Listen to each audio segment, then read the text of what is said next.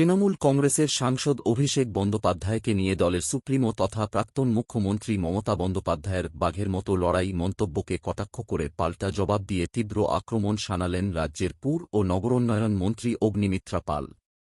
রথযাত্রার সকালে বার্নপুরের একটি ক্লাবে দুর্গাপুজোর খুঁটি পুজোয় অংশ নেন মন্ত্রী। পরে সেখানে সাংবাদিকদের প্রশ্নের উত্তরে তৃণমূল কংগ্রেসের সুপ্রিমকে খোঁচা দিয়ে তিনি প্রশ্ন করেন, প্রাক্তন মুখ্যমন্ত্রী আসলে কোন বাঘের কথা বলছেন? বীরভূমের বাঘ নাকি কালীঘাটের বাঘ? রাজ্যে এখন বাঘে বাঘে ছড়াছড়ি বলে মন্তব্য করে পুর ও নগরোন্নয়ন মন্ত্রী বলেন, জনসাধারণের নিরাপত্তার স্বার্থে এই ধরনের বাঘেদের খাঁচায় বন্দি রাখা বা জঙ্গলে পাঠিয়ে দেওয়াটাই ভালো, কারণ বাঘেদের রাখার এগুলো আসল জায়গা। অগ্নিমিত্রা পালের অভিযোগ, গত ১৫ বছর ধরে এই বাঘগুলো মানুষের ক্ষতি করে চলেছে এবং সমাজকে গ্রাস করছে। গাড়ির বনেটের ওপর দাঁড়িয়ে হুমকি দেওয়ার সংস্কৃতির সমালোচনা করে তিনি উপহাসের ছলে বলেন, এদের সুন্দরবন কিংবা গির অরণ্যে ছেড়ে আসা উচিত।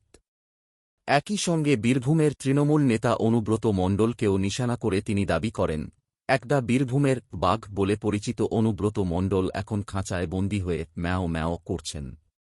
নিজের জেলযাত্রার জন্য অভিষেক বন্দ্যোপাধ্যায়কেই দায়ী করছেন পুর ও নগরোন্নয়ন মন্ত্রী। সব মিলিয়ে প্রাক্তন শাসক দল তৃণমূল কংগ্রেসের অন্দরের বর্তমান টালমাটাল পরিস্থিতি নিয়ে চরম বিদ্রূপ করেছেন অগ্নিমিত্রা পাল, যা অবশ্যই বাংলার বর্তমান রাজনীতিতে শোরগোল ফেলেছে।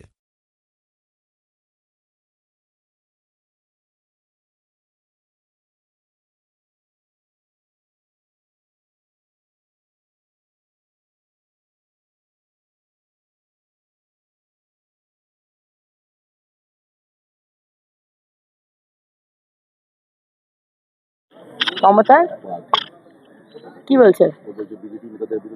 মমতার বাঘ তো অনেকগুলো আছে। মমতার ব্যানার্জি কোন বাঘের কথা বলছি? বীরভূমের বাঘ না কালীঘাটের বাঘ?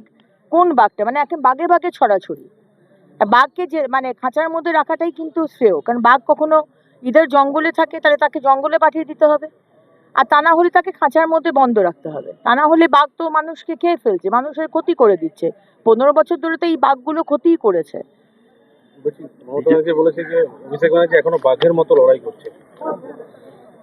দেখুন, আজকে বাঘের মতো ওইটাই বললাম আর কি। এখন বাঘ তো সমাজে ওইভাবে ঘুরে বেড়াতে পারে না।